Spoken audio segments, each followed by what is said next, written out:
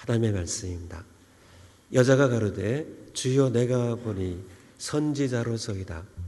우리 조상들은 이 산에서 예배하였는데 당신들의 말은 예배할 곳이 예루살렘에 있다 하더이다.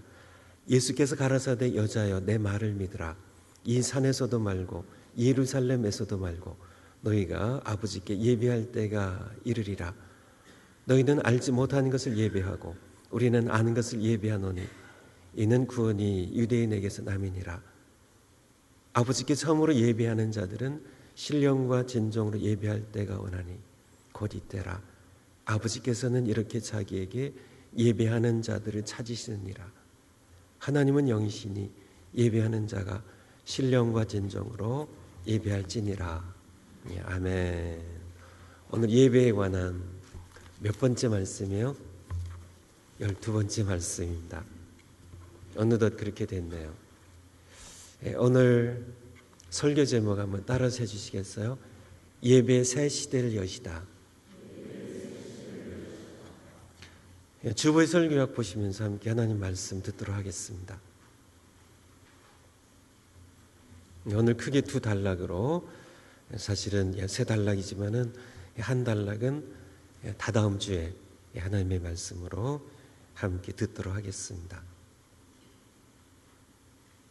여자가 가로되 주여 내가 보니 선지자로소이다.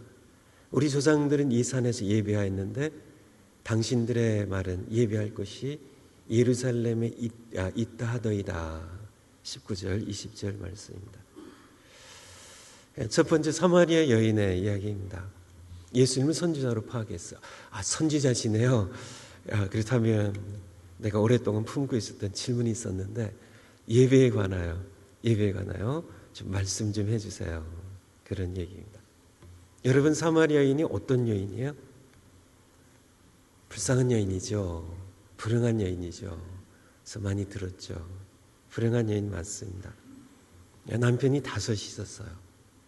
그리고 지금 사는 남자는 정식 결혼하지 아니한 동거하는 남자였고요. 이 시대에는 이혼이 크게 이렇게 흉이 되지 않는 그런 시대지만은 우리나라도 한 50년 전만 해도요, 그렇죠? 주만은 더 거슬러 올라가서 2000년 전에 이 환경 가운데 남편이 5 있었던 여인입니다. 생각해 보니까 이혼도 당했겠지만은 남편이 전쟁터에 가서 죽기도 어떻게 됐는지요. 사고로 죽을 수도 있고요. 어쨌든 불행한 여인이죠. 불행한 여인입니다. 이 시대에 남편이 없다는 것은 지금 생각이 훨씬 더 비참한 불행한 그런 여인이죠. 그렇지만은 이 여인을 좀 불행한 이 여인을 복되게 한 그런 분이 이 여인을 찾아오게 됩니다. 사실 이 여인은 복이 많은 여인으로 바뀌게 되죠. 누가 이 여인을 찾아왔어요? 예수님이 찾아오셨습니다. 앞서 보면은 4장 3절 4절 보면 유대를 떠나서 다시 갈릴리로 가실 때 사마리아로 통행하여야겠는지라. 예수님께서 사마리아로 가셨어요. 참 많은 유대인들은 사마리아를 땅을 밟지 않았거든요. 왜냐하면 그 땅을 이렇게 저주받은 땅으로요. 참 땅을 밟지 않았는데 예수님께서는 사마리아로 가셨습니다. 왜냐하면 만날 사람이 있었기 때문에요. 그래서 수가라는 그런 동네 입구에 있는 야곱의 우물이라는 곳에 그가 피곤하여 6절입니다. 우물 곁에 인성을 입고 이 땅에 오신 예수님 피곤하여 우물 곁에 앉게 되죠. 60쯤이 오늘날로 하면 정오 12시입니다. 아무도 이렇게 물길로 오는 그런 시간은 아니죠. 사마리아 여자 혼자 물을 길러 오게 됩니다. 이 여인에게 보면 9절에 보면 사마리아 여자 가로되 당신 유대인으로서 어찌하여 사마리아인 여자 나에게 물을 달라 하나이까 이렇게 질문을 하게 됩니다. 이 사마리아 여인에게 예수님은 처음에는 그냥 평범한 낯선 유대인이었습니다. 그런데요, 이 여인이 예수님과 함께 대화를 나누다 보니까 예수님을 누구로 깨달아요? 선지자시군요. 그렇게 해요. 그런데 거기에서 끝나지 않고요. 예수님은 사실은 선지자가 아니셨죠. 선지자와 비교할 수 없는 뛰어넘는 분이셨죠. 결국은 26절을 보면 예수께서 이르시되 내게 말하는 그가 내가 그로라. 바로 25절에 메시아 곧 그리스도라 하시니가 오시면은 우리에게 모든 것을 가르쳐 주실 겁니다. 그렇게 예수님께서 참 내가 메시아 그리스도라고. 그래서 결국은 이 여인은 참 사마리아 여인으로서 메시아를 그리스도를 만나는 복된 여인이 되죠. 이 여인이 불행한 여인 맞습니다. 하지만은 예수님을 만남으로 그리스도 하나님의 아들을 만난 복된 여인이 됐고요. 다른 하나를 더 말씀드린다면 이 여인은 참 질문이 많은 여인입니다. 질문 많은 아내와 함께 사신 분 계시나요? 질문 많은 것은 참 좋습니다. 여기 보니까 9절에 보면요. 9절에 사마리아 여자가 가로되 당신은 유대인으로서 어찌하여 사마리아 여자 나에게 물을 달라 하나이까? 어찌하여 참 이게 질문이 참 이렇게 11절에 보니까 또 질문이에요. 여자가 가로되 주여 물기를 그릇도 없고 이 우물은 깊은데 어디서 이 생수를 얻겠삼나이까? 참 이렇게 질문이 많은. 거기서 끝나지 않죠. 12절에 그럼 당신이 우리 조상 야곱보다 더 크니까 더 크십니까? 질문이 참 많죠. 20절에도 마찬가지입니다. 내가 보니 선지자시군요. 그렇다면은 예배에 관해서 좀 예배에 관하여 다시 질문하는 모습을 볼 수 있고요. 29절에도 보면은 나의 행한 모든 일을 내게 말한 사람을 와보라. 이는 그리스도가 아니냐. 이게 질문으로 돼 있죠. Could this be the Christ? 참 그리스도가 아니냐고요. 참 복음 전하는 것도 질문으로 그는 참 호기심도 많고 또 생각이 깊은 그런 참 삶이 불행해서 그랬죠. 그는 원래 성품은 발랄한 성품이었음을, 활기 있는 성품이었음을. 참 낯선 유대인이 물을 달라고 했을 때도 그냥 줄 수도 있잖아요. 아니면 거절할 수도 있잖아요. 근데 그는 꼭 질문을 합니다. 아니 당신 유대인인데 유대인들이 멸시하는 사마리아인, 더욱이 사마리아 여자인 나에게 어찌하여 물을 달라고 하냐고요. 예수님께서 말씀하십니다. 내가 물 달라고 하는 내가 누구인지 당신이 알았다면 나에게 물을 달라고 했을 것이라고. 그러니까 또 질문합니다. 아니 그러면은 당신이 우리 조상 야곱보다 큰 분입니까? 아니 그 전에요. 당신은 우물이 깊은데 아니 바가지도 없으면서 물을 주신다고요? 질문이요. 그래서 내가 주는 물을 먹으면은 참 그 배에서 참 그의 생명 근본에서 솟아나는 영원히 솟아나는 물을 얻게 될 것이라고 하니까 참 이 우물보다는 더 좋은 거잖아요. 그러면은 당신은 우리 조상 야곱보다 큰 분입니까? 하고 참 그런 여인이었습니다. 만약에 여러분이 예수님을 직접 이렇게 만난다면 여러분의 첫 질문이 무엇이 될 것 같으세요? 여러분이 한번 생각해 보시고요. 그것이 바로 나의 삶의 최우선 관심사일 겁니다. 예수님께. 두 번째, 절망적인 삶을 살던 이 여인은 예배에 관심이 있었습니다. 그의 마음 가운데는 참 선지자를 만나면 꼭 묻고 싶었던 질문입니다. 이 여인처럼 이 여인은 절망적인 상태에 살았어요. 맞습니다. 그 시대에 참 남편이 없다는 것. 그 시대에 참 그렇게 남과 동거하며 살아갈 수밖에 없었던 그 남자가 결혼하기를 거절했는지 참 어떻게 했는지 그 내용은 알 수 없지만은 어쨌든 참 여인으로서 한 남자에게 이렇게 이용당한 그런 모습으로 우리는 생각해 볼 수 있는데, 어쨌든 5번이나 남편이 있었다가 어떻게 됐든지 버림당했든지 남편이 먼저 죽었든지요, 여인으로서는 참 어디를 봐도 소망이 없는 절망적인 상태입니다. 그냥 그대로 살다가 사람들 손가락질 당하면서 저 여자. 그래서 보통 여인들처럼 아침이나 저녁에 물을 길러 올 수 없었고, 한낮에 아무도 물을 길러 오지 않는, 가장 태양이 뜨겁게 내리쬐는 바로 정오 12시경에 물을 혼자 길러 와야 했던 그러한 여인, 참 소망이 없었던 절망적인 여인. 이 여인의 마음 가운데 한 가지 소원이 있었다면 그것은 예배였던 것으로 본문을 통해서 살펴볼 수 있습니다. 참 이 여인과 함께 이야기를 하던 한 유대인 남자가요, 자신의 과거를 얘기를 했어요. 당신에게 남편이 5이 있었다고. 지금 6째 남자는 남편도 아니라고. 그때 이 여인은 참 자신의 과거를 전혀 낯선 그런 남자가 다 알고 계셨기 때문에, 당신 선지자군요. 파악하자마자 그의 마음 가운데 불쑥 튕겨나온 그런 질문이 바로 예배에 관한 겁니다.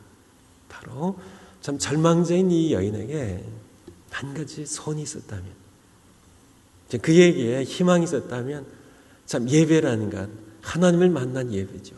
진정한 예배에 관한 소원입니다. 참 여기를 둘러봐도요, 저기를 둘러봐도요, 어디를 봐도 참 소망이라고는 아무것도 없는, 옛날 어렸을 때 표현으로 하면 소망이라는 것이 코딱지만큼도 없는 그런 좀 절망적인 그런 삶을 살던, 그냥 그렇게 사람들에게 비웃음을 당하며 살아있던 그런 이 여인에게 한 가지 소원이 바로 내가 선지자를 만난다면, 내가 젊게 드리고 싶었던 예배를 내가 어떻게 하면 하나님 만나는 진정한 예배를 드릴 수 있습니까? 하는 그것에 대하여 질문하는, 그래서 이 여인처럼 우리도 사실은 절망의 시대를 살아갑니다. 우리에게도 남아있는 유일한 소망이 있다면 그것은 예배예요. 우리에게 어떤 다른 소망이 있을까요? 이 시대는 절망의 시대입니다. 여러분, 여기를 봐도요, 저기를 봐도요, 거기에 죄가 있고 배신이 있고, 거기에 유혹이 있고, 거기에 교만이 있고, 거기에 위선이 있고, 탐욕이 있고, 정욕이 있고, 불륜이 있고, 중독이 있고요. 술 중독에, 마약 중독에, 게임 중독에, 성 중독에, 일 중독에, 모든 그런 사람들이 쾌락을 숭상하고요, 우상 숭배를 하고, 참 여기저기 모든 사람들이 재물을 우상으로, 쾌락을 우상으로, 자기를 우상으로 참 살아가는 그런 절망의 시대를 살아갑니다.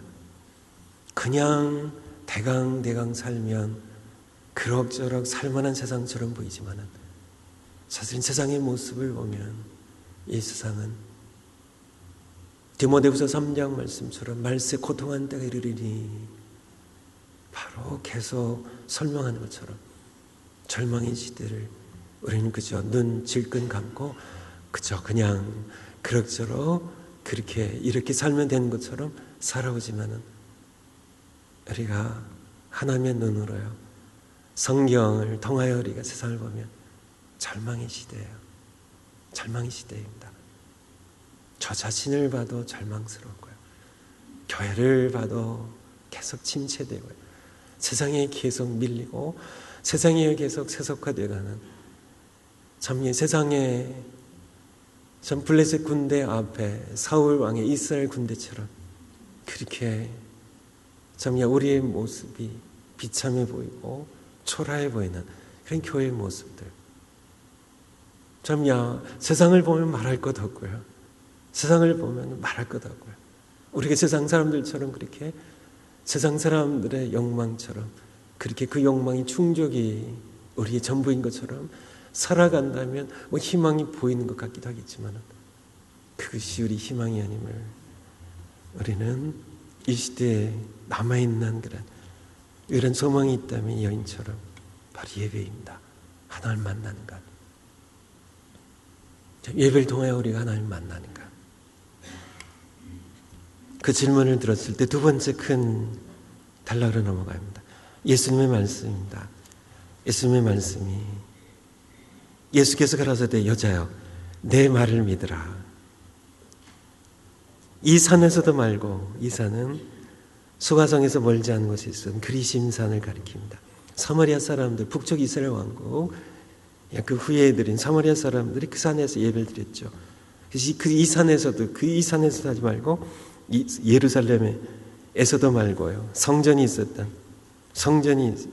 있던 예루살렘에서 말고 너희가 아버지께 예배할 때가 이르리라 이렇게 말씀하셨습니다. 오늘은 거기까지만 하나님의 말씀을 함께 들으려고 합니다. 세 번째, 그리스도가 오시기까지 예배는 그리스도가 오셨죠. 25절, 26절에 내가 메시아, 내가 그리스도라고요. 오시기까지 예배는 예루살렘 성전 중심이었습니다. 반드시 예배를 드리기 위해서는 예루살렘 성전으로 와야 했어요. 아시죠? 택하신 곳이라는 표현이 구약 성경에 여러 번 나오죠. 택하신 곳 한 곳으로, 오직 한 곳으로 모여와서 예배를 드려야만 했습니다. 신명기 12장 한번 찾아보겠습니다. 신명기 구약 성경 5번째 책입니다. 신명기 12장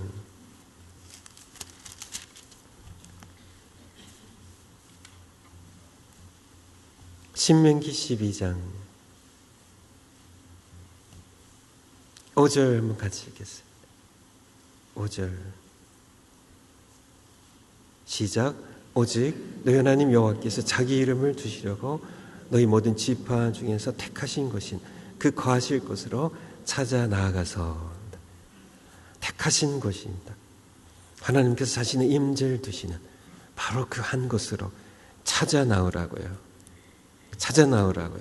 거기서 7절 바로 택하신 그곳에서 거기서 그 너희 하나님 여호와 앞에서 먹고 거기에서 하라고 이렇게 말씀하고 계십니다.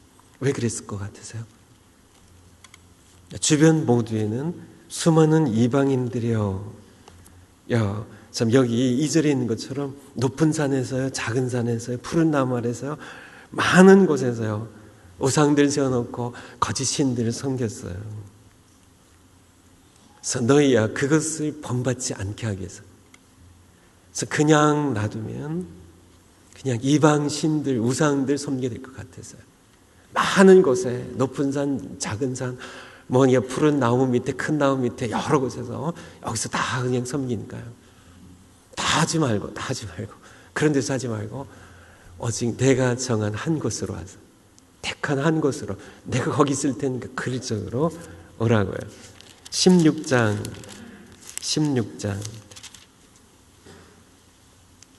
1절부터 17절까지 말씀입니다.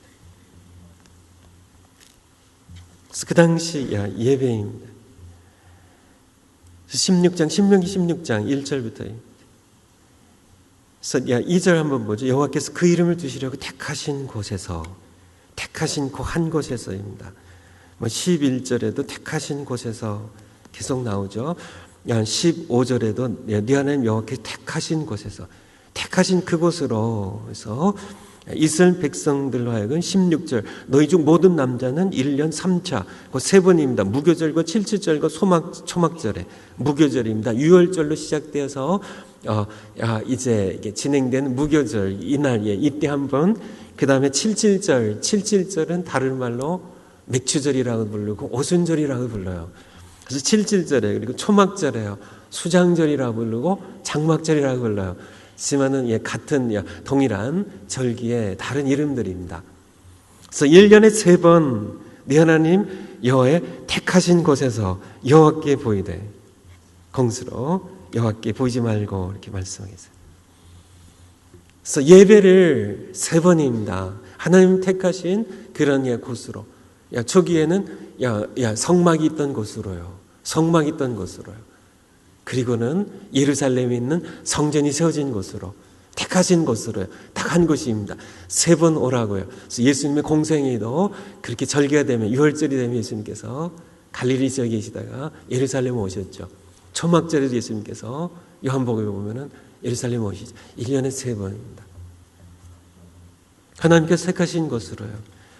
참 아무 곳에서나 산에서 높은 나무에서 푸른 나무 밑에서 아무 곳에서 참 예배를 드리고 이방신 섬겼던 이방인의 습관에 물들지 않게 하기 위해서 하나님께서 하셨던 그런 것입니다. 그런데 예수님께서는 예루살렘 예배 시대가 끝났음을 선언하세요. 끝났음을요. 이 산에서도 말고요. 당연한 것인데요. 예수님께서는 충격적으로요. 예루살렘에서도 말고라고. 여러분들은 아무도 충격받지 않으시지만은 전 충격적인 얘기입니다. 아니 예루살렘 성전이 있는 우리 사마리아인들 우리가 뭐 그리심사는 그렇다 치고 예루살렘도 아니라고요? 성전도 아니라고요? 예수님 말씀하십니다. 예루살렘에서도 말고요. 예루살렘 성전 예배 시대가 끝났음을 선언하세요. 그래서 시대별 예배 구분입니다. 성경적으로 보면은 초대 아브라함부터 시작되는 물론 그 이전부터 시작이 됐지만은 가족 재단 시대입니다. 이제는 한 국민을 이루게 하시고 야곱의 후손들로 하여금 그리고 성막을 짓게 하셔서 성막 예배 시대가 시작이 되죠. 잠깐 다윗의 장막 공전하는 시대가 있었고요. 그리고 솔로몬 때 성전이 지어지면서 성전 시대 시작됩니다. 그리고 바벨론 제국에 의하여 솔로몬 성전이 불타버리고 약탈당했죠. 그리고 회당이 시작되고요. 하지만은 포로 후 귀환한 그런 사람들이 다시 수르바벨 시대에 성전을 다시 짓게 되죠. 그리고 그것을 중추가요. 헤롯 시대에 다시 성전이 더 연장이 되게 됩니다. 하지만은 예수님 말씀하신 겁니다. 성전 예배 시대가 끝났다고요. 예루살렘에서도 말고서 메시아 시대입니다. 교회 시대를 참 새 예배 시대를 예수님께서 여셨습니다. 4번째입니다.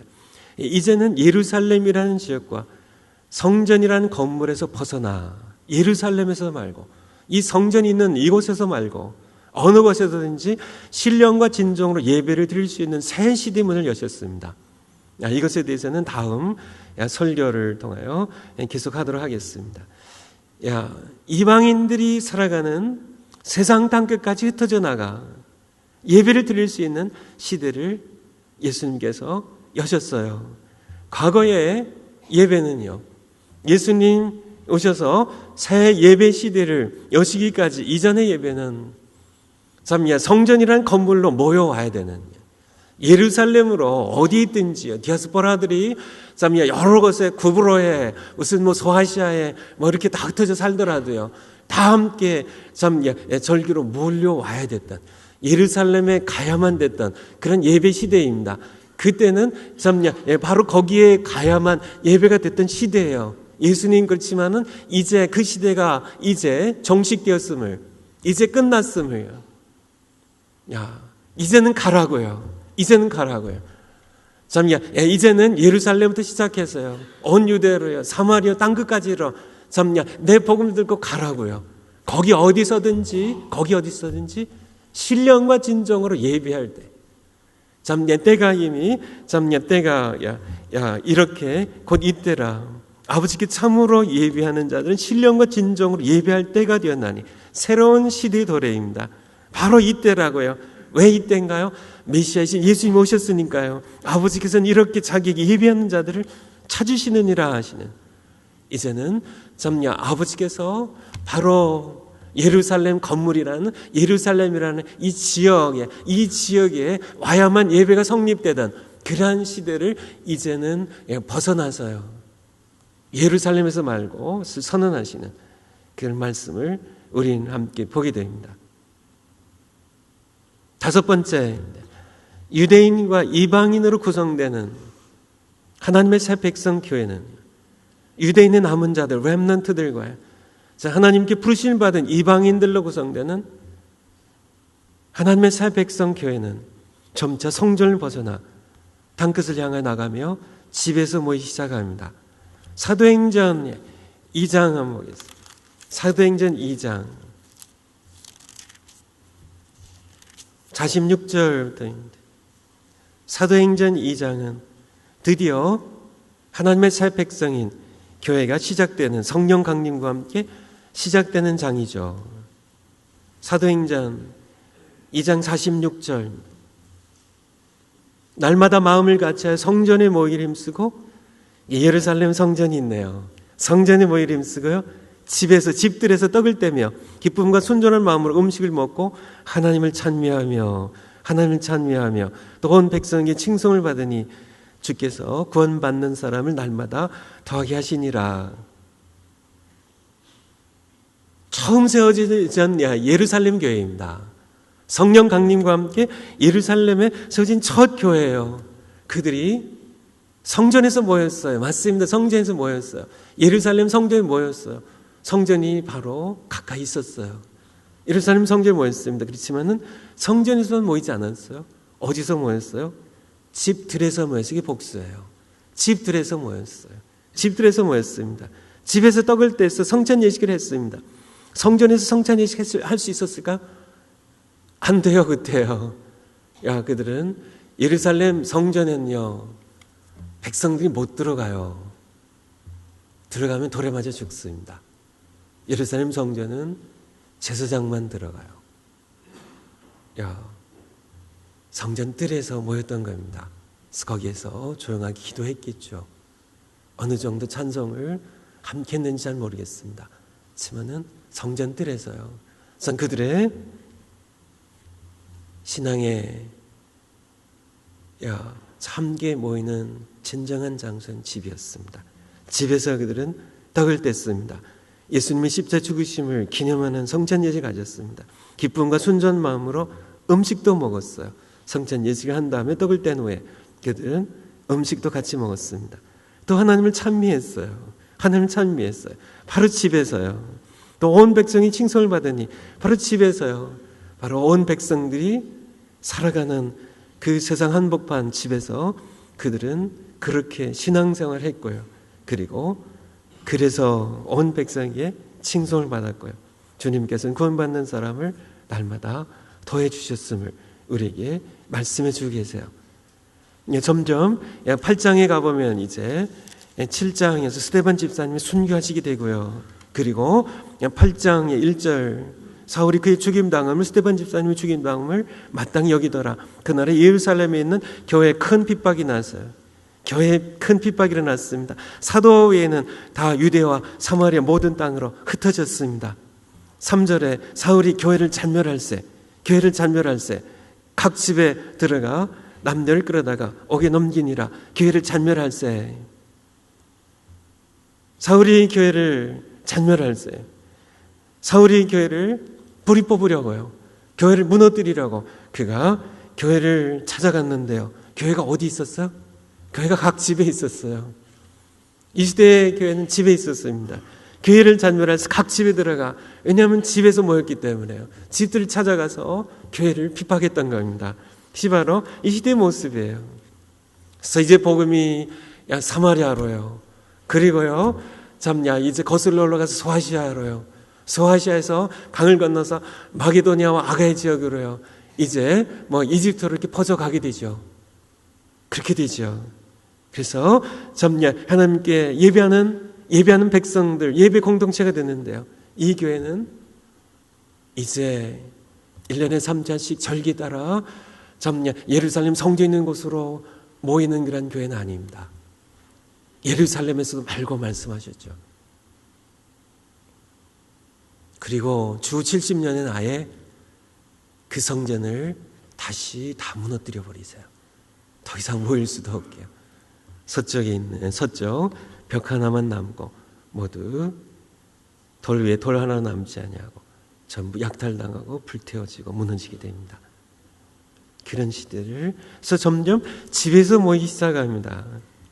그것이 바로 집에 있는 교회예요. 집에 있는 교회. 그렇게 해서 이루어지는 것이 집에 있는 교회입니다.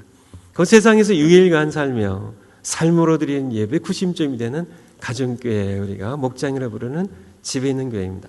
고린도전서 16장 19절. 고린도전서 16장 19절. 고린도전서 16장 19절.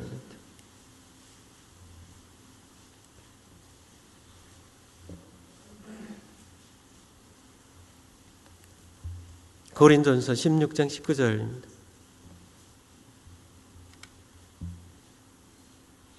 같이 한번 읽겠습니다. 시작.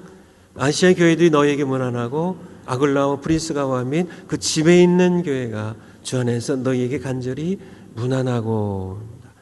아시아 교회들이 뭔가요? 바로 옆에 있는 고린도후서 1장 1절.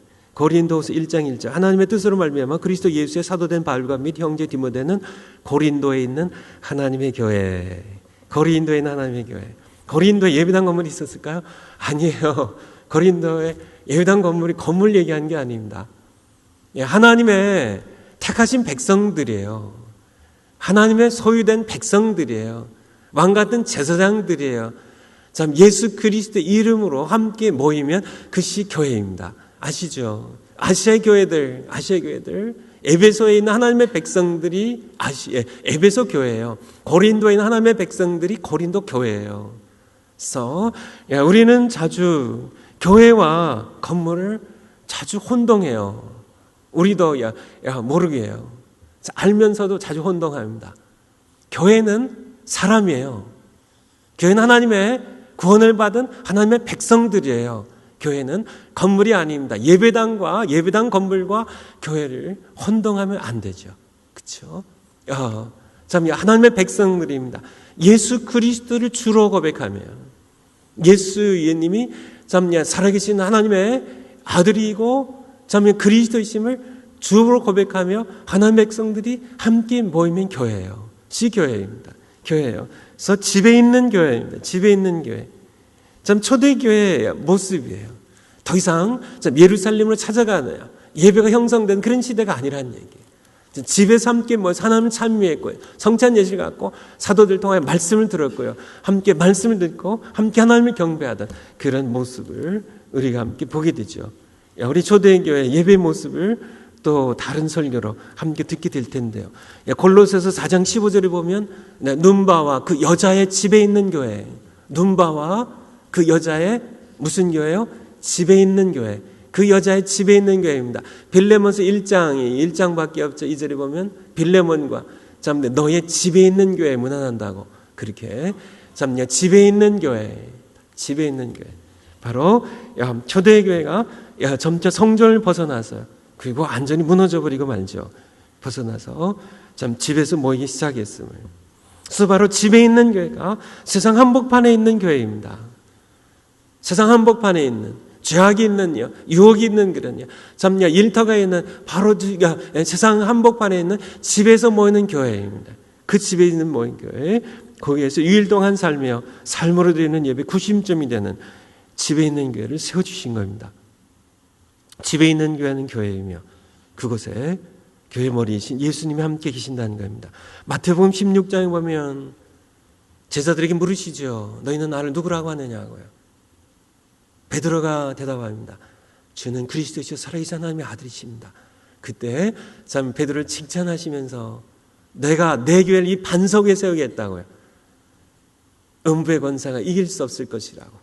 참 지옥의 권세가요, 사단의 권세가 이길 수 없는 유일한 세력으로 예수님께서 내 교회를, my church를 내가 이 반석 위에 나를 주로 고백하는, 참 그리스도로 고백하는, 나를 하나님의 아들로 고백하는 그런 이 고백 위에, 이 믿음의 고백 위에 내가 내 교회를 세울 것이라고요.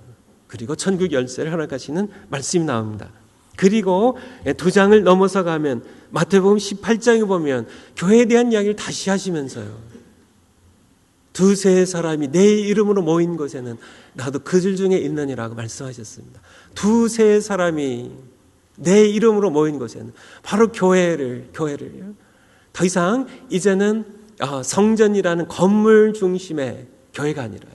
건물 중심의 예배가 아니라 바로 예수 그리스도를 주로 고백하며 예수 그리스도 하나님 아들 되심과 그의 그리스도 되심을 함께 믿음으로 고백하며 함께 모인 주의 백성들이 함께 예배하고 함께 모이면 바로 그것이 교회임을 참 성전에서 모일 수 있지만은 예배당 건물에서 모일 수 있지만은 그래서 우리가 큰 예배를 드리는 그런 교회가 될 수도 있지만은 집에서 참 세상에 있는 그런 여러분의 집에서 모여도 그것이 집에 있는 교회임을 교회입니다. 교회예요. 참 세상에서 함께 모이는 집에 있는 교회예요. 그래서 우리가 집에 있는 교회 6글자를 줄여서 가정교회라고 부르고요.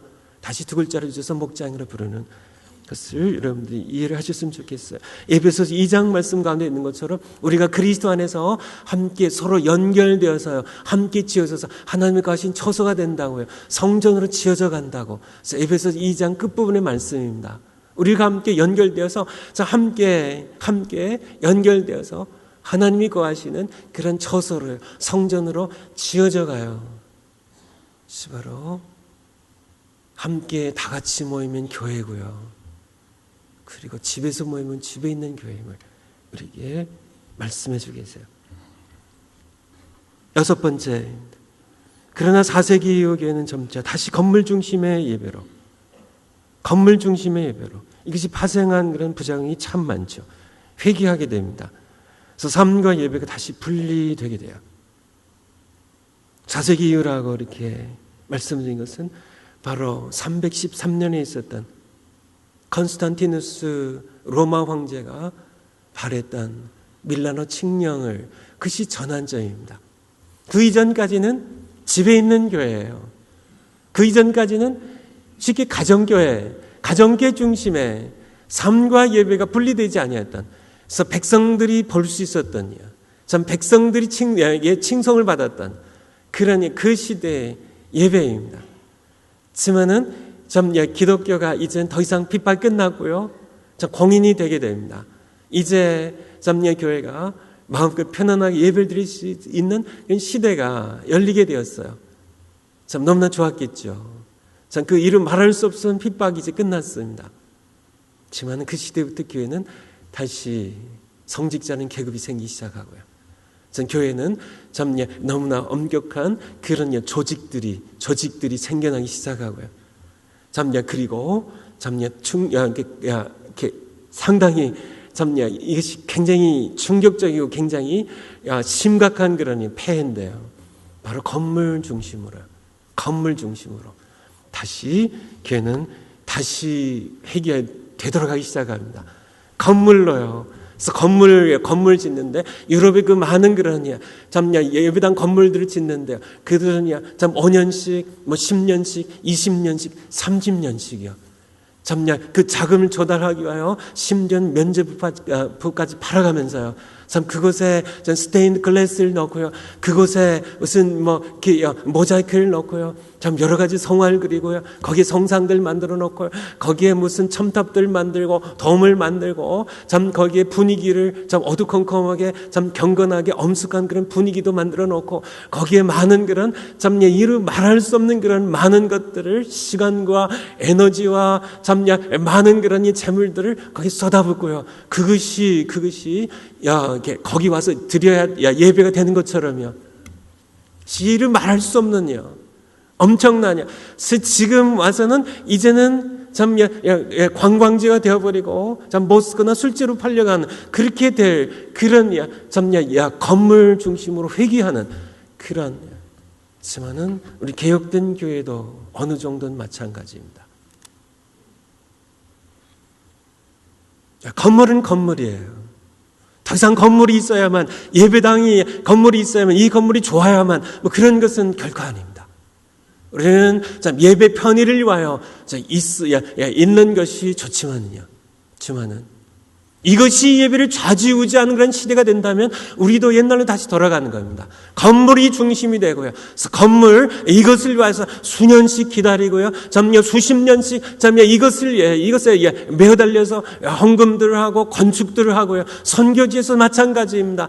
예배당 건물 때문에 예배당 건물이 없어 선교가 되지 않는 것처럼 초대교회 300년 동안 그렇게 되지 않았어요. 아니었습니다. 예배당 건물 짓냐고, 예배당 헌금하냐고, 5년씩, 7년씩이요. 또 다시 짓냐고, 또 5년씩, 7년씩, 그렇게 해가지고 10년 넘게 걸려서 예배당 건물 지어놨더니요. 마음 가운데 선교의 모든 구령의 열정들은 다 식어져 버리고요. 그것은 다시 폐허가 되어버리고 마는 그런 모습들, 거기 모여와야만 되는 것이 아니고요. 그것이 아니라, 바로 집에 있는 교회입니다. 그것이 중심이 되든 세상 한복판에서 하나님께서 찾아가신다니까요. 신령과 진정으로 예배를 드리기만 하면 찾아가시는 그런 시대라니까요. 그러니까 예루살렘도 아니고 이 산에서 말고 예루살렘에 올 필요도 없고 이제는 예루살렘에서 오지 말라고요. 다면 건물로 지어진 그런 이런 어떤 성전의 예배당에 여기에도 오지 말고 너희가 여기도 올 필요가 없고, 물론 여기서 예배 드려도 되고 예루살렘에서 예배 드려야 되죠. 성전에서 예배 드릴 수 있습니다. 그렇지만은 거기 와야만 되는 그런 예배를, 그 시대는 종결되었습니다. 집에서 돼요. 집에서 돼요. 여러분은 집에서 돼요. 신령과 진정으로 두세 사람 이상이요. 예수 그리스도의 이름으로 주님을 고백하며 함께 예배드리면 내가 그들 중에 있다고요. 집에 있는 교회의 모습입니다. 아굴라처럼 브리스길라처럼요, 눈밭처럼 빌레몬처럼요, 그 이름 없이 섬겼던 수많은 그런 평신도 목회자들처럼 그런 성경 이름이 기록되어 있지 않았지만은 그들의 집에서요, 각 집에서요 3,000명이 오순절날 예수님 믿고 구원받았습니다. 세례를 받았어요. 그들이요 예루살렘 성전들에 다 모였을까? 아닙니다. 그렇게 모일 수 있을 만한 공간이 아니에요. 저는 성지순례 가보진 않았지만은 그런 공간이 아니에요. 함께, 그리고 거기에다가 마이크 설치하고 함께 예배를 드린 그런 시대적인 상황도 아닙니다. 예수님 십자가에 피 흘려 죽으시고 부활하시니까 얼마 안 된 시점이에요. 상엄한 시점입니다. 아직 사도 야고보가 순교하는 그런 시점이고 스데반 집사님이 돌로 죽이는 그런 시대예요. 그런 시대에 어떻게 공개적으로 교회가 성전에 함께 모여서요 무슨 예배를 드리고, 아니 그냥 조용하게 가서 예배를 드리는 것이 기도하고 조용하게 찬미를 각자 할 수 있을 줄 모르겠지만 교회 시대, 메시아의 시대의 예배는 그렇지 않습니다. 집에서 모이는, 집에서 찬미하고 집에서 성찬식 하고 집에서 음식을 같이 먹고 함께 신앙생활하는 그런 집에서 함께 모이는요. 물론 예배당에서 함께 모여서 함께 예배를 드리는 것, 그것은 귀하고 아름다운 것이지만은 우리가 잃어버린 중요한 사도행전 교회에 있었는데 우리에게 잃어버린 1,000몇백 년 동안 잃어버린 중요한 하나가 있는데요. 바로 6일 동안의 세상에서의 삶입니다. 그 삶의 구심점이 되는 집에 있는 교회입니다. 삶으로 예배드리는데 혼자 예배드리기 어렵잖아요. 쉽지 않잖아요. 그렇죠? 우리는 함께 살아갑니다. 현대 사회 구조가 옛날과는 많이 틀려서요. 우리가 날마다 함께 집에서 함께 살며 함께 예배드리며 함께 교회가 되어서 함께 세상을 정복하고 사랑과 복음으로 정복하며 함께 예배드리는 그런 신앙의 구심체로요, 신앙의 공동체로, 예배 공동체로, 찬미의 제사를 드리는 그런 공동체로 서로 격려하며 함께 늘 만나며 함께하는 그런 초대교회의 모습, 그렇게까지는 돌아가지 못하고 있지만은 적어도 일주일에 한 번은 만나서요. 그리고 함께 현대 여러 문명이기를 이용하여 서로 이메일도 하고요, 카톡도 하고요, 함께 전화도 하고요, 함께 격려하면서 6일 동안의 삶으로 드리는 예배, 그 예배를 함께 드릴 수 있도록 하는 그런 구심점으로서의 가정교회 목장이 이 시대도 반드시 회복돼야 된다는 얘기입니다. 삶과 예배가 분리되면서요, 주일 예배는 하나님께서 그토록 싫어하시던 말씀하셨던 마당만 밟는 예배로 다시 잘 나가는 모습을 우리가 함께 보게 됩니다. 7번째 숙제입니다. 세상 속에서 집에 있는 교회 동에 함께 모여서요, 그리고 구심점을 삼아서 삶을 하나님을 예배하는 숙제입니다. 여러분 모두 6일 동안의 신앙의 중심인 가정교회 속하셔야 돼요. 여러분들이 가정교회 속하셨어요. 집에 있는 교회입니다. 집에서 모이는 교회예요. 세상에 있는 교회입니다. 그래서 목장에 소속하시고 목장을 통하여 함께 삶으로 하나님을 예배하는 삶을 함께 살아가시 바랍니다. 목자와 부목자로 부르심을 사모하기입니다. 여러분들이 목자와 부목자로 부르심을 사모하셨으면 좋겠어요. 모두 목자 부목자 되시면 좋겠어요. 목자 부목자님 하시다가 또 다른 사역 때문에 내려놓으신 분들도 다시 목자 부목자로 다 부르심을 다시 받고 다시 섬기시면 좋겠어요. 아마 이 땅에서 우리가 할 수 있는 가장 영광스러운 길일 겁니다. 삶으로 드리는 예배가 선교 영혼군의 원동력입니다. 두 번째 숙제, 죽고 사는 일이 아니면 남편에게 신앙생활로 복종하기입니다. 잘하셨는지 한 주일 동안 남편들에게 여쭤봐야 되겠죠. 예수 그리스도 앞에서요, 무조건적으로 나를 사랑하셨던, 용서하셨던 예수 그리스도 앞에서 아내를 무조건 목숨 다해 사랑하기. 우리 남편 되신 분들 숙제 잘 하셨는지요? 숙제 잘 하셨는지 아내들에게 여쭤봐야 되겠죠. 이거는 계속 하시기 바랍니다. 가정 예배를 기쁘게 드리기 계속 하시기 바라고요. 한 가지 말씀드리고 말씀을 맺겠습니다. 가정교회 얘기입니다. 저희 교회가 가정교회를 시작한 것은 제가 1998년 16년 전이네요. 최영기 목사님 쓰신 구역 조직을 가정교회로 바꾸라는 책을 읽고, 그리고 제가 최영기 목사님 심무하시는 휴스턴 서울 침례교회 가정교회 목회자를 위한 세미나에 참여하면서 시작이 되었습니다. 하지만은 최영기 목사님이 시작하신 건 아니고요. 앞서서 하나님께서 중국 교회를 통하여 시작하셨어요. 중국의 가정교회를 하시나요?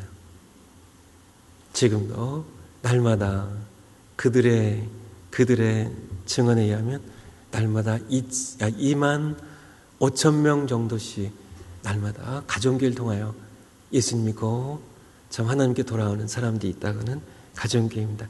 하지만 중국 교회를 통하여 시작하신 것도 아니고요. 사실은 집에 있는 교회, 사도행전 바로 그때부터 교회가 처음 세워질 때부터 교회는 성전이 예루살렘에서 시작됐기 때문에 가까이 있어서 시작이 됐지만은, 교회가 시작됐지만은 하지만 집에서 모이는 교회로 처음부터 시작이 됐습니다. 그래서 저희 교회가 1998년에 가을에 생명의 삶 1기를 시작했어요. 이번 봄이 32기예요.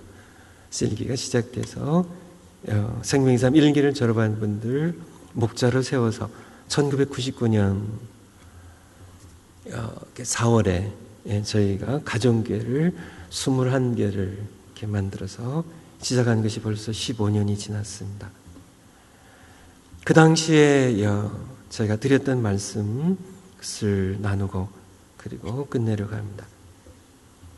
그 당시에 가정교회를 시작할 때, 지금은 뉴비전 교회 이름을 바꾼 제일침례교회가 가정교회를 시작했다가는 포기했었던 때입니다. 그때 우리 장로님들과 여러 성도님들이 걱정을 많이 했어요. 우리 제일침례교회는 훈련이 참 잘 된 교회고 모든 것들이 잘 갖춰진 교회였습니다. 비해서 저희 교회는 참 엉성한 교회였고요. 제가 원래 엉성하기 때문에. 근데 그런 얘기들 하셨어요. 아니, 제일침례교회도 가정교회 시작했다가 실패하고 포기했는데 우리 교회가 될까요? 될까요? 그래서 걱정하는. 그래서 그때 제가 그렇게 말씀드렸던 것이 기억이 나요. 가정교회라는 것이 교회 성장의 수단이라면 저는 시작하지 않겠다고요. 교회 숫자를 늘리고 이렇게 한 수단이라면, 이게 한 프로그램이라면 저는 시작하지 않겠다고요.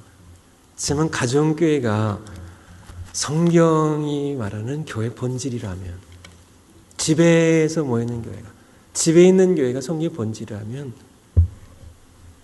설령 우리가 이것을 시작했다가 교회가 망하더라도 우리는 해야 되는 것이 아니냐고. 그래서 제가 그때 3년 동안은 가정교회 해가지고 교회가 이렇게 위축되든지 성도님들이 반대하고 나가시든지 어떻게 하든지 우리 교회가 망하든지 3년 동안은 그냥 아무 반대하지 말고 그냥 따라와 주시면 좋겠다고.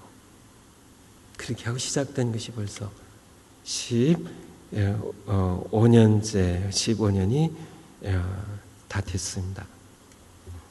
그 당시에 이렇게 믿고 따라와 주신 우리 장로님들과 권사님들, 우리 성도님들에게 감사드리고요. 하지만은 되돌아보면 15년 동안 제가 말씀드린 것처럼 엉성하고 현찮아가지고요. 참 가정교회, 집에 있는 교회가 아직도 엉성해요. 하지만 우리의 방향은 우리가 천 몇백 년 동안 잃어버렸다. 집에 있는 교회가 회복되지 아니한다면, 우리 신앙생활에 참 집에 있는 교회가 회복되지 아니한다면, 선교도 집에 있는 교회로 그렇게 하지 아니한다면 아마 예수님 다시 오실 때가 계속 늦춰지지 않을까 하는 생각이 들어요. 우리 신앙은 계속 현 상태를 답습하든지 점점 더 침체해야 될 것이고요. 그래서 다시 집에 있는 교회입니다. 다시 예수님께서 그렇게 이제는 예루살렘에서 말고 이제는 참 땅끝으로, 그러므로 이제는 가라고요. 모든 족속 제사를 삼으라고요. 그곳에서 참 내 이름을 불러가며 함께 예배하라고요. 참 그것이 바로 교회라고요. 참 말씀하신 이제는 흩어져가는 이방인들이 다시 늘 우리가 다시 1년에 3번씩 다시 예루살렘을 가서 예배를 3번만 1년에 한 번 드리겠어요? 3번 드리겠어요? 참 이 모든 것들이 이제는 참 유대인이라는 국경을 넘어서요. 경계선을 넘어서서요. 흩어져 가게 하셨던 집에서 함께 모여서 거기서 예배를 드리면 그것을 예배로 받으시겠다고 하시는 그런 새 시대를 열으셨는데, 우리는 다시 건물로 와야만, 참 이 건물에 모여야만, 예루살렘 성전에 모여야만 그렇게 되는 그런 예배로 다시 회귀한다면, 다시 이 시대를 다시 참 옛날로 돌이킨다면, 그렇게 해가지고 선교가 이루어질 것 같고요. 그렇게 해가지고 예배가 회복될 것 같으신지요. 교회가 다시 참 하나님 원하셨던 그런 교회, 예수님께서 내 교회를 세우리니 하셨던 참 음부의 권세를 이길 수 있는 이 세상의 가장 막강한 세력으로 참 그분의 교회를 세우셨는데, 지금 이 모양으로 참 교회가 침체되고 약해져 있는 이 모습의 교회가 참 주일 예배 중심인 참 예배당에 이 건물에 모일 때만 이 예배 1시간 드리는 것으로 이것이 중심이고 이것이 전부인 것처럼 생각해서는 결코 이루어질 수 없다는 얘기입니다. 우리 6일 동안의 우리의 삶이요, 바로 세상에서 우리의 삶이, 그곳에서 우리가 참 삶으로 하나님 예배하는 그 삶이 있어야 되는 그것의 구심점으로서 집에 있는 교회를 세워주셨음을요. 그래서 반드시 가정교회는 그런 얘기도 있어요. 이만큼 해봤으니까 좀 바꿔야 되지 않을까요? 그런 얘기를 제가 가까이서 듣습니다. 하지만 아니에요. 책임과 문제는 저희에 있고 우리가 좀 현찮게 해서 거기에 문제가 있는 것이죠. 가정교회는 바로 주님이 원하시는 이 시대에도 변함없는 교회입니다. 많은 분들이 함께 좀 가정교회 목적, 부목적으로 다시 헌신하시고요. 성경이 정말 그러한지 한번, 여기 있는 성경 구절을 한번 다 살펴보시고요. 여러분의 인생을 이것을 위해 한번 쏟아부으셨으면 좋겠어요. 여러분 모두 목적, 부목적으로 헌신하면 좋겠고요. 그래서 집에 있는 교회, 영광스러운 부르심입니다. 영광스러운 부르심이에요. 그래서 참 바로 집에 있는 교회, 두세 사람이 모이기만 해도 그것에 나와 내가 함께 있겠다고 약속하셨고, 그것에 함께 예수님 함께 계시면 바로 그것이 교회입니다. 예수님의 이름으로 예수님을 주로 고백하며 함께 모인 집에 있는 교회, 이 교회를 섬기시고 이 교회를 중심으로 해서 세상을 변화시킨 이 교회를 중심으로 해서 집에 있는 교회를 중심으로 해서 여러분들이 참여 삶으로 하나님을 예배하고요. 이 교회를 중심해서 세상의 영혼들 권하고요. 이 교회를 중심해서 음부의 권세 이기시고요. 참 이 교회로 여러분들이 함께 뭉쳐서 함께 신앙생활하며 서로를 세우며 이 교회를 통하여 우리가 이 베이지역을 북아주 지역을 우리가 정복하고 이 교회가 퍼져나갔은 것을 통하여 참 이 지역은 정복되어야 되고요. 참 이 교회를 우리가 선교지에 퍼뜨리는 것을 통하여 참 우리가 선교지를 정복한 이것 외에는요, 참 어떤 건물 중심의 어떤 그런 프로그램 중심의 이런 교회, 참 이런 예배에 이런 건물 중심의 예배를 통해서는 결코 되지 않습니다. 제가 시간이 없어서 말씀드리지 않는데요, 전 그것을 확신해요. 선교사님들도 바로 이것을 통해서요, 집에서 모이는 교회를 통하여 그들이 참 집에서 모이는 교회를 통해 자기 집에서 시작하고요, 참 그것이 차고 넘치면 또 한 사람 키운 사람을 또 두 개 가정교회로요, 2개 가정교회가 4개가 되고요, 4개가 8개가 되고요, 8개가 참 100개가 되고 1000개가 되고요, 10,000개가 되고 10만 교회가 되어서 인도를 정복하고요. 바로 이것이 선교지에서 하나님께서 일으키고 계세요. 중국에서 이것을 통하여 어떻게 70만 명이란 그런 크리스찬들이 30년 동안 무자비한 그런 집합임을 받았는데, 그럼에도 불구하고 7천만 명으로 다시 일어설 수 있었던 우리 이성으로는 말로는 설명할 수 없는 그런 엄청난 그런 사건이 어떻게 30년 어간 동안에 그렇게 무자비한 짓밟음으로 그렇게 짓밟았는데요, 성경을 불태웠는데요, 모든 예배당 건물 다 빼앗았는데요, 그래서 이렇게 예배당으로 모을 수 있는 예배당 건물 중심의 예배를 못 드리게 그렇게 혁명 과정을 통하여 그렇게 전부 건물을 빼앗고 목사님들 전부 순교시키거나 강제노동 수용소에 보내거나 그렇게 해서 전부 예배당 건물, 이 건물 중심의 예배를 못 드리게 역사상 과정에서 그렇게 되었습니다. 그랬을 때 그들은 집에서 보기 시작했어요. 집에 있는 교회입니다. 그 집에 있는 교회, 그것은 엄청난 파워입니다. 중국 역사를 통해서 여러분들이 깨달으셨으면 좋겠어요. 중국 역사를 통하여 하나님 말씀하신 겁니다. 너희가 건물 중심으로 그렇게 예배를 드리지 않는다 할지라도, 목사 중심으로 그렇게 예배를 드리지 않는다 할지라도, 이것이 내 교회는 집에서 모이는 교회로서도 이렇게 70만에서 7천만으로요, 30년 어간에 목사님도 안 계신데 예배당 건물을 다 빼앗겠는데요, 성경조차 전부 빼앗겠는데요, 비정상적이지만 하나님께서 역사를 통해 우리에게 주신 교훈입니다. 내 교회는 집에 있는 교회가 다시 회복되어야 된다고요. 가정교회가 다시 회복되어야 된다고요. 이것을 통해서 공산혁명의 그 무자비한 그런 탄압 가운데서도 내 교회는 이렇게 왕성하게 살아나는 건 이 역사가 주는 그런 교훈을 너희가 받으라고요. 이것을 여러분들에게 전하고 싶은데요, 제가 현찮아서요, 설교가 현찮지만은 하나님의 마음만은 전하고 싶어요. 하나님 원하신 것만은 전하고 싶어요. 초대교회의 모습이 어떤 모습이었는지를 여러분에게 좀 전하고 싶어요.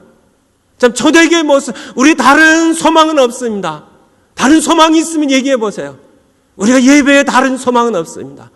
이 절망적인 역사적인 상황 가운데 이 예배, 여러분이 아무리 열심히 봉사해 보세요. 여러분이 아무리 열심히 무술해 보세요. 물론 선한 마음으로 하나님을 위하고자 하는 그런 마음 다 합니다. 다 이해해요. 다 좋은 것이지만은, 그렇지만 그것으로 어떻게 이 시대를 변화시키고요, 이 시대 많은 영혼들을 구원하고요, 예수님 다시 오실 길 예비할 수 있는지 한번 봉사해 보세요. 한번 섬겨 보세요. 한번 선교지도 가보세요. 할 수 있는지요? 이것이 반복될 뿐입니다. 하나님께서 하신 방법으로요, 초대교회를 내가 내 교회를 세우리니 하셨을 때 예수님 말씀하신 교회는요, 내 교회를 세우리 하셨던 그 교회를 회복해야 되지 않나요? 사도행전 교회를 회복해야 되지 않나요?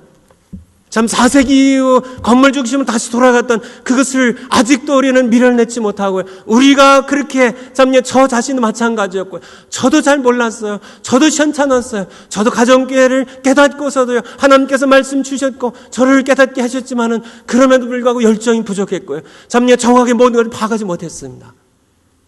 그래서 여기까지 이렇게 시작하고서도 가정교회 시작하고서 지지부진한 건 저 책임이에요. 맞습니다. 하지만 하나님 마음만은 분명히 전해드리고 싶어요. 반드시 회복돼야 됩니다. 반드시 회복돼야 돼요. 그래서 바로 이 교회 회복될 수 있도록 건물 중심에 이것을 넘어서서요. 물론 와서 우리는 함께 예배 드려야죠. 지금 이것을 넘어서서 세상으로 나가는 교회입니다. 어디서든지 두세 사람이 함께 모여서 주의 이름으로, 예수님의 이름으로 함께 모여서 예수님의 주되심을 고백하고 거기서 예배를 드리면 예수님 거기 함께 계시고 바로 집에 있는 교회임을, 그것이 회복되지 않고서는 선교지에서도 마찬가지고요, 이 지역에서 마찬가지고요. 그래서 바로 이것이 회복될 수 있도록 여러분들이 헌신하셨으면 좋겠어요. 기도하시겠습니다.